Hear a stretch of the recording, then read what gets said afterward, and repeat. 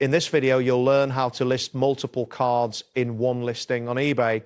By following these steps, you will be able to create a streamlined listing that allows buyers to choose from different card variations without cluttering your page with multiple listings. Begin by logging into your eBay seller account. Once you are logged in, navigate to the sell section, which is usually found in the top menu. In this section, you will find options to create a new listing. Select the appropriate category that matches the type of cards you intend to sell. If you plan to offer various options within one listing, opt for the fixed price format. This format is essential as it enables buyers to select from different variations seamlessly. Clear listing details are crucial for helping buyers understand their options, making this first step significant. Next, within the listing form, locate the variations option. This feature is designed to help you create different selections for potential buyers, such as card name, edition, or condition. For each card you wish to include, add a variation and assign a quantity for each option.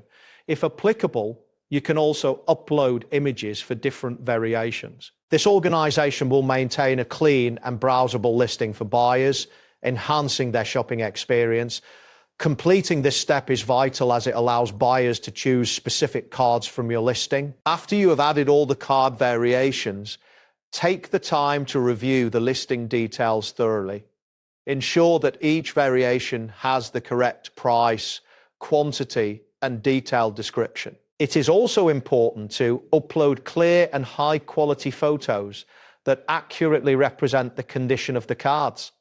This attention to detail can significantly influence a buyer's decision. Once you've confirmed that everything is correct, proceed to publish the listing.